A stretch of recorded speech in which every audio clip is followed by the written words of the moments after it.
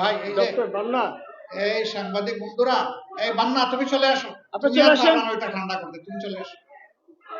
এই আসতে ভাই, এই আপনারা সবাই সরে যান এখান থেকে।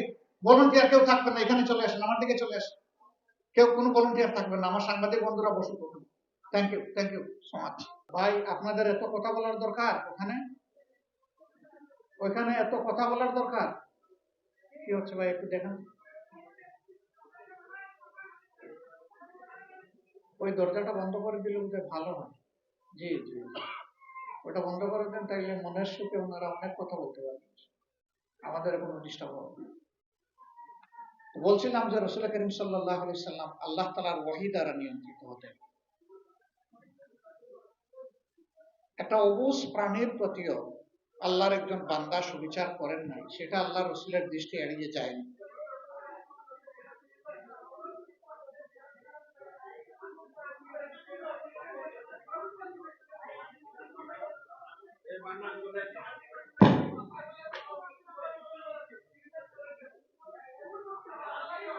স্যার আমি তো কথা বলি। আচ্ছা ভাই এই যে ডক্টর বান্না, এই সাংবাদিক বন্ধুরা, এই বান্না তুমি চলে আসো, আপনি তুমি চলে আর আসেন। পারবা না ওইটা ঠান্ডা করতে, তুমি চলে আসো। এই আসতে ভাই, এই আপনারা সবাই সরে যান এখান থেকে। ভলান্টিয়ার কেউ থাকবে না, এখানে চলে আসেন, আমার দিকে চলে আসেন। কেউ কোনো ভলান্টিয়ার থাকবে না, আমার সাংবাদিক বন্ধুরা বসুক ওখানে। Thank you so much.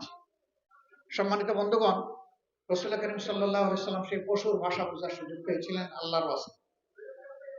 পশুর প্রতিও যদি মানুষের দায়বোধ থাকে, তাইলে মানুষের প্রতি মানুষের দায়বোধ থাকবে না? আর এখানে আমরা যারা আছি তারা বড়ই সৌভাগ্যবান যে মানুষ যখন বিপদে পড়ে অসুস্থ হয়, আহত হয়, তখনই আমাদের কাছে আসে।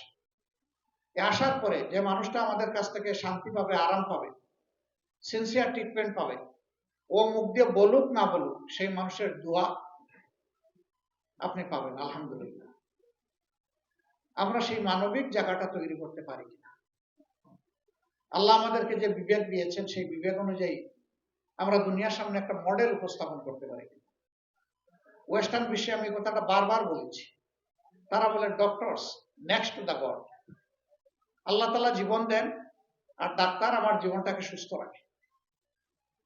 তারা দুইটা জায়গায় গেলে নিজেকে নিরাপদ মনে করে, একটা হাসপাতাল আর একটা পুলিশ।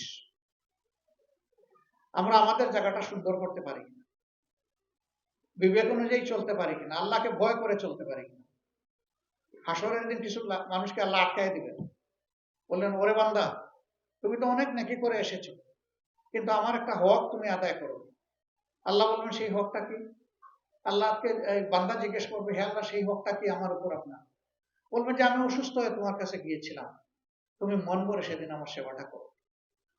বান্দা চমকে যাবে, হে আল্লাহ আপনি কেমনে অসুস্থ হবেন আর আমি কেমনে সেবা? বলে হ্যাঁ আমি না তো, আমারই একটা বান্দা অথবা বান্দি তোমার কাছে অসুস্থ হয়ে গিয়েছিল, তুমি তার সেবা করলেই আমার সেবা করা হবে।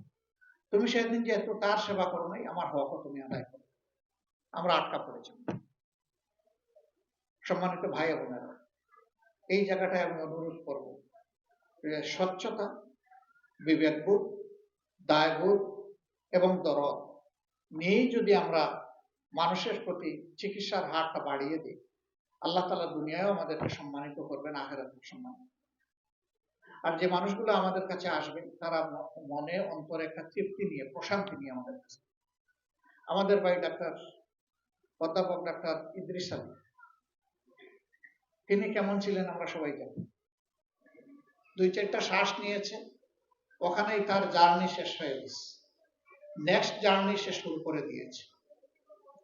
আর আল্লাহ যাদেরকে সুযোগ দিতে চান, নির্দিষ্ট সময় পর্যন্ত তাদেরকে হায়াত দেন।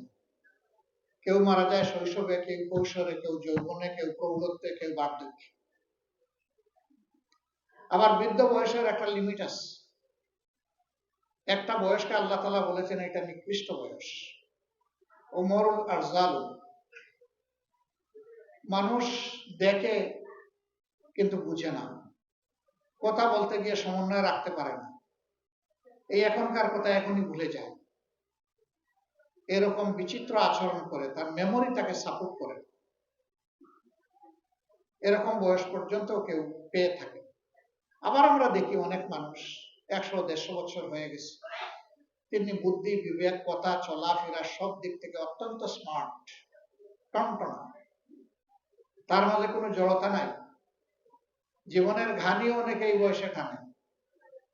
তা আল্লাহ যাকে যেভাবে চান তিনি সেভাবেই চলবেন। কিন্তু এরপরে কি?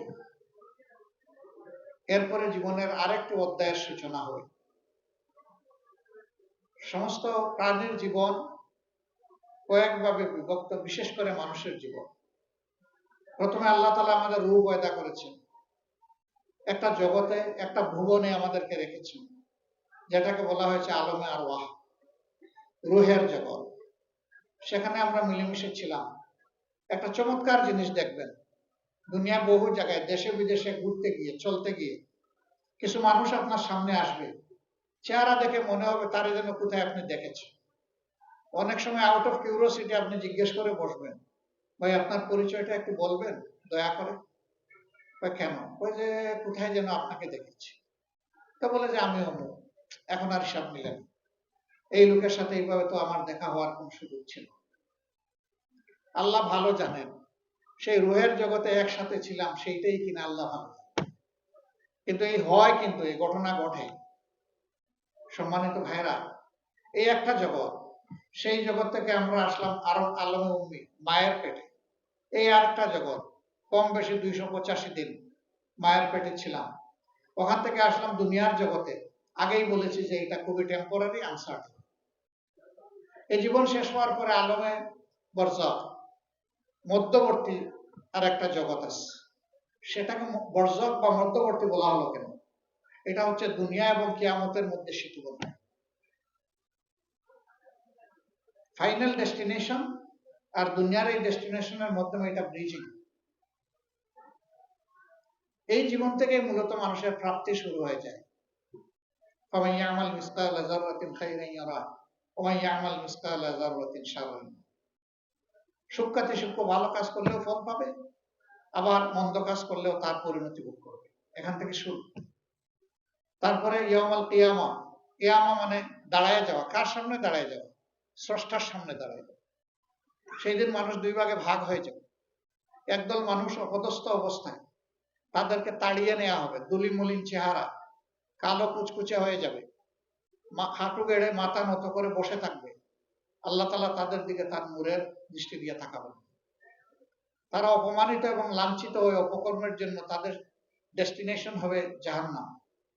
আরেকদল মানুষ সেদিন প্রশান্ত চিত্ত নিয়ে আল্লাহ তাআলার সামনে দাঁড়াবে। আল্লাহ তাদেরকে রহমতের দৃষ্টিতে দেখবেন, সম্মানিত করবেন। তাদের জন্য আল্লাহ তাআলা জান্নাতের অর্ডার লিখে দিবেন এবং ফেরেশতাদেরকে অত্যন্ত সম্মানের সাথে তাদের ডেস্টিনেশনে পৌঁছে দেওয়ার জন্য হুকুম করবেন। এই যে ডে অফ ফাইনাল জাজমেন্ট, এইটা থেকে কেউ এসকেপ করতে পারবেন না। আর সেই দিন তিনটা সত্তা ছাড়া কেউ আপনার আমার পাশে এসেও দাঁড়াবে না। সেই তিন সত্তাও আল্লাহ বিইজনিল্লাহ, আল্লাহ যদি চান, আল্লাহর অনুমতি ছাড়া কেউ পারবে না। এক নম্বর সত্তা মুহাম্মদুর রাসূলুল্লাহ সাল্লাল্লাহু আলাইহি ওয়াসাল্লাম, তিনি যদি কোনো বান্দার জন্য অনুমতি পান সুপারিশ। দুই নম্বর আল্লাহর কোরআন, তিন নম্বর এই রোজা। এই তিনটা জিনিস মানুষের জন্য সেদিন আল্লাহর দরবারে সুপারিশ করার সুযোগ পাবে। এই রোজা বড় নিয়ামত করা আমল। আল্লাহ তাআলা এই রোজার মাধ্যমে আল্লাহকে ভয় করার যে সবক আমাদেরকে দিতে চান, আমরা যেন এটা হাসিল করতে পারি। আল্লাহর কসম, আল্লাহ তাআলার কসম, আল্লাহ তাআলার কসম, এই একটা গুণ যদি কেউ অর্জন করতে পারে, সেই মানুষটার কপাল খুলে যাবে, তার জন্য এবং গোটা সৃষ্টির জন্য।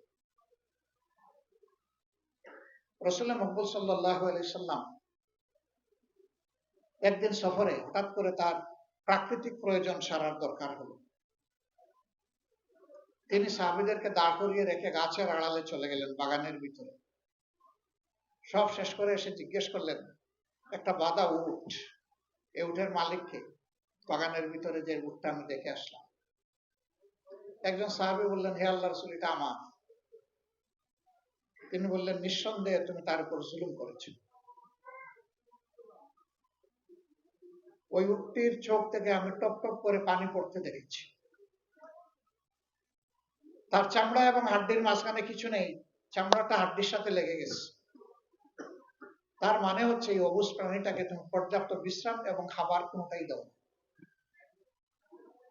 তুমি মনে রাখবা